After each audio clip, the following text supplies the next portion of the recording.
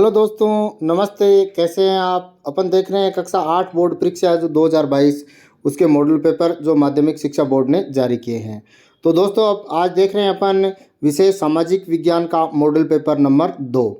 तो इसके अलावा हिंदी, गणित और विज्ञान के मॉडल पेपर मैं चैनल पर अपलोड कर चुका हूँ। उसका वीडियो के डिस्क्रिप्शन में लिंक मिल जाएगा। आप वो जो वीडियोज़ हैं उनका सॉल्यूशन आप देख सकते हैं। तो शुरू करते हैं दोस्तों। पहला प्रश्न है दोस्तों कि जेम्स मिल कहाँ के निवासी थे? तो आंसर होगा दोस्तों स्कॉटलैंड के निवासी थे।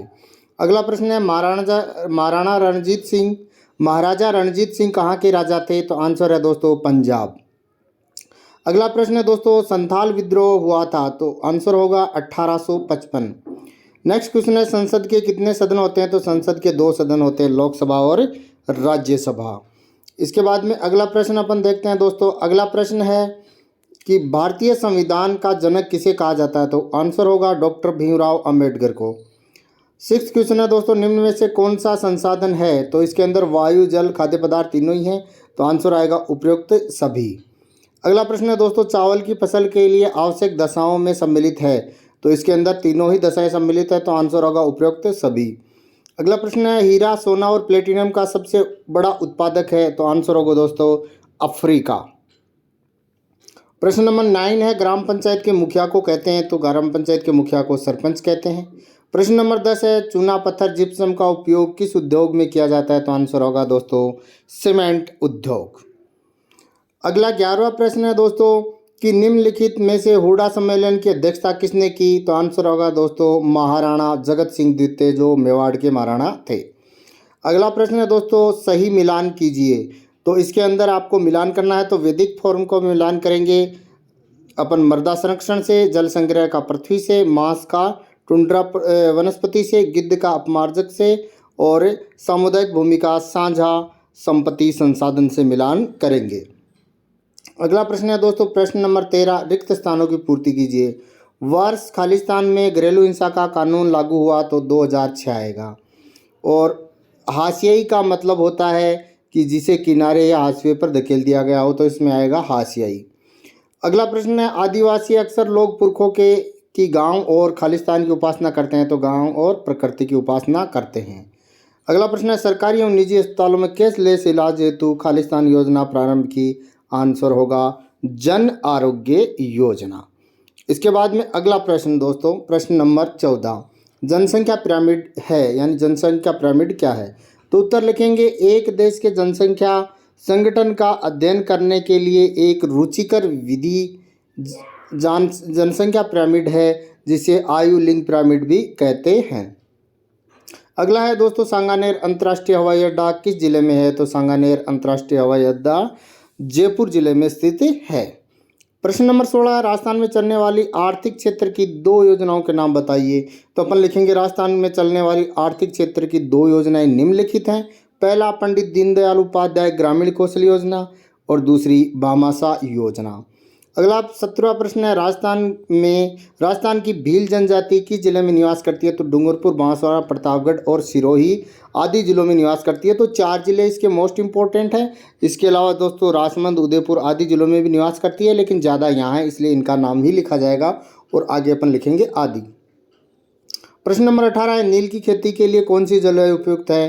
तो उत्तर लिखेंगे नील की खेती के लिए उष्ण और शीतोष्ण जलवायु उपयुक्त होती है। अगला 19वां प्रश्न है भारतीय धर्मनिरपेक्षता क्या है? तो उत्तर लिखेंगे भारत में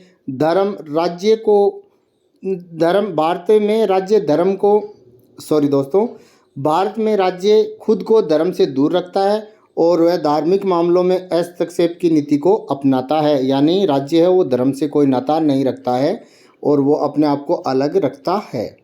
इसके बाद में अगला प्रश्न है दोस्तों स्वतंत्र न्यायपालिका क्या है? तो उत्तर लिखेंगे स्वतंत्र न्यायपालिका से आशय है कि न्यायपालिका कार्यपालिका व विधान पालिका के दखल से स्वतंत्र है, यानी न्यायपालिका में इनका हस्तक्षेप नहीं होता है, राजनीतिक हस्तक्षेप नहीं होता है।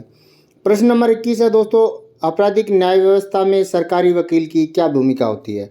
तो उत्तर लिखेंगे सरकारी वकील पुलिस जांच पूरी करने के बाद अदालत में आरोप पत्र दाखिल करके ठोस तथ्य व गवाह व सबूत पेश करता है।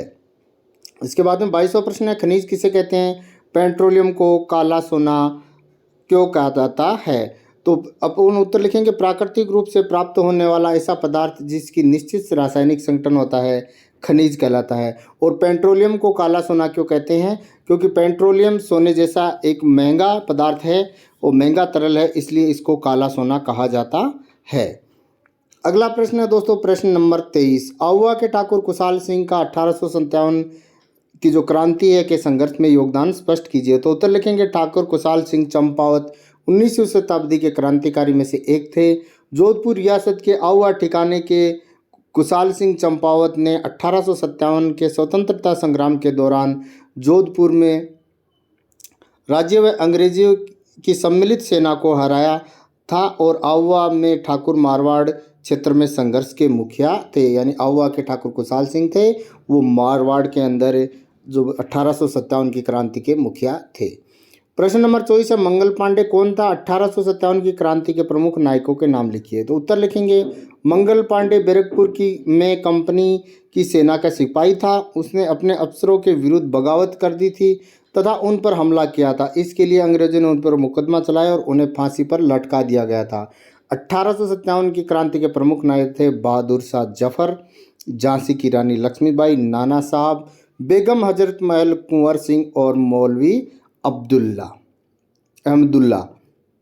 अगला प्रश्न है दोस्तों 25वां प्रश्न, ज्योतिराव फुले के सामाजिक विचार एवं लड़कियों को स्कूल न भेजने के पीछे लोगों के पास कौन कौन से कारण थे? तो इसका आंसर अपन लिखेंगे कि 19वीं शताब्दी में बहुत से समाज सुधारकों ने स्त्री शिक्षा पर जोर दिया और इनकी शिक्षा के लिए स्कूल की स्थापना की। तो लोगों के पास लड़कियों को स्कूल न भेजने के अनेक कारण थे। जैसे लोग समझते थे कि यदि उनकी बेटियां शिक्षित हो गई तो वह घर व घरवालों व घर के कामों से दूर हो जाएंगी, वे पुरुषों की हर बात को अपना मत व्यक्त करेंगी और अपने अधिकारों व स्वतंत्रता की बात करेंगी। उन्हें स्कूल जाने के लिए सार्वजनिक स्थानों से होकर गुजरना होगा, जिससे उनके चरित्र के साथ खिलवाड़ करने के लिए समाज विरोधी तत्वों को मौका मिलेगा। यह लड़कियों के लिए बिल्कुल ठीक नहीं होगा। कुछ लोगों की तो यह धारणा थी कि शिक्षित लड़कियां जल्दी विधवा हो जाती हैं, अतः लड़कियों का घर की चारदीवारी के अंदर घरेलू कार्यों में व्यस्त रहना ही उचित है। अगला प्रश्न है दोस्तों, प्रश्न नंबर 26 की नवीनीकरण और नवीनीकरणीय व अनवीनीकरणीय संसाधनों में अंतर स्पष्ट कीजिए। तो इंडेक्स बना के लिखना है दोस्तों। इंडेक्स बना के लिखने से अच्छे नंबर आते हैं। तो नवीनीकरणीय संसाधनों में पहला लिखेंगे, उपयोग के बाद प्रकृति में इन संसाधनों की पूर्ति शीघ्र हो जाती है, जबकि इसमें लिखेंगे अनवीनीकरणीय में उपयोग के बाद इनकी प्रकृति में पूर्ति होना असंभव है। सेकंड लिखेंगे दोस्तों, नवीनीकरणीय में कुछ मात्रा में क्षरण होता है, जैसे जल, मृदा, भूमि, और इनका उपयोग पूर्ण रूपेण क्षरण होता है, जैसे पेट्रोलियम पदार्थ आदि, यानी ये वापस से प्राप्त नहीं होते, नष्ट हो जाते हैं। अगला है दोस्तों, इनमें असमाप्य संसाधन आते हैं, जैसे जल, पवन ऊर्जा, सौर ऊर्जा, मृदा आदि, और इसमें समस्त खनिज संसाधन आते हैं, जैसे कोयला, गैस, लोहा, सोना आदि। ये समस्त नष्ट हो जाते हैं। अगला प्रश्न है 27वां प्रश्न दोस्तों, जलियांवाला बाग हत्याकांड के बारे में जानकारी इकट्ठा करें। जलियांवाला बाग क्या है और यहाँ किस तरह के अत्याचार हुए, ये अत्याचार कैसे हुए? तो उत्तर लिखेंगे दोस्तों, रोलेट एक्ट का विरोध करने के दौरान 13 अप्रैल 1919 को अमृतसर के जलियांवाला बाग में आम सभा हो रही थी, जिस पर जनरल डायर द्वारा गोलियां चलाई गई। इसमें लगभग 1000 लोग मारे गए, जबकि ब्रिटिश सरकार ने केवल 379 लोगों के मरने की पुष्टि की। इस बाग में निहत्थे लोगों पर अंधाधुंध गोलियां चलाई गई। यह बाग अमृतसर के स्वर्ण मंदिर से 1.5 किलोमीटर की दूरी पर स्थित है। अगला प्रश्न है दोस्तों, प्रश्न नंबर 28। तो प्रश्न नंबर 28 है दोस्तों कि असहयोग आंदोलन क्या है और गांधी जी ने असहयोग आंदोलन के दौरान क्या कार्य किए? तो इसका उत्तर अपन लिखेंगे दोस्तों, प्रश्न नंबर 28 का, कि असहयोग आंदोलन का प्रस्ताव नागपुर अधिवेशन में पारित किया गया। यह अंग्रेजी शासन के खिलाफ सहयोग न करने का आंदोलन था, जिसमें हजारों विद्यार्थियों ने स्कूल कॉलेज छोड़ दिए। मोतीलाल नेहरू, CR दास, राजगोपालाचारी व अशफाक अली जैसे बहुत सारे वकीलों ने वकालत छोड़ दी। अंग्रेजों द्वारा दी गई उपाधियों को वापस लौटा दिया गया। विधानमंडल का बहिष्कार किया गया वह जगह जगह विदेशी कपड़ों की होलियां जलाएगी। और लोगों ने गांधी जी के आह्वान के विभिन्न अर्थ निकाले और लोग गांधी जी को एक दैविक शक्ति समझने लगे। गांधी जी के को एक तरह का मसीहा और मुसीबतों व गरीब को गरीबी से छुटकारा दिलाने वाला मानने लगे थे। इसके बाद में 29वां प्रश्न है दोस्तों कि जल उपलब्धता की समस्या को समझाते हुए संकट के कारण व जल संसाधनों के संरक्षण के उपाय को स्पष्ट कीजिए। तो बड़ा उत्तर है दोस्तों इसका अंदर, क्योंकि ये बड़े क्वेश्चन है, बड़े नंबर के आते हैं, ज़्यादा नंबर के आते हैं। तो उत्तर लिखेंगे जल उपलब्धता की समस्या। जल एक महत्वपूर्ण नवीनीकरणीय प्राकृतिक संसाधन है। धरातल के लगभग 3/4 भाग पर जल का विस्तार है, लेकिन इसमें से अधिकांश जल लवणीय होने के कारण उपयोग योग्य नहीं है। पृथ्वी पर केवल 2.7% ही अलवणीय जल है जो मानव के लिए उपयोगी है। इस जल का लगभग 70% भाग बर्फ की चादर में और हिमनदियों के रूप में अंटार्कटिका, ग्रीनलैंड, पर्वतीय प्रदेशों में पाया जाता है। अपनी स्थिति के कारण इन स्थानों पर जल प्राप्त का मानव उपयोग नहीं कर सकता। अतः मनुष्यों को केवल 1% अलवणीय जल ही उपलब्ध हो पाता है, लेकिन इस अलवणीय जल को अत्यधिक उपयोग जल प्रदूषकों के कारण कई देशों में जल संकट उत्पन्न हो गया है। जल समस्या और संकट के कारण है। जल स्रोतों के सूखने अथवा जल प्रदूषण के कारण अलवणीय जलों की आपूर्ति की कमी के मुख्य कारक बढ़ती हुई जनसंख्या के भोजन व नकदी फसलों की बढ़ती मांग, नगरीकरण में वृद्धि और उत्तम जीवन स्तर आदि है। जल संसाधनों का आप संरक्षण के बारे में लिखेंगे कि कैसे कर सकते हैं। विश्व में कई भागों में जल की कमी को देखते हुए संकट उत्पन्न हो गया है, अतः जल संसाधनों का संरक्षण आवश्यक है। जल संसाधनों के संरक्षण के लिए निम्नलिखित उपाय किए जाते हैं। पहला, अशोधित व आंशिक रूप से शोधित वाहित मल कृषि रसायनों का विसर्जन तथा जल निकासियों में औद्योगिक बहिस्राव जल के प्रमुख संदूषक हैं।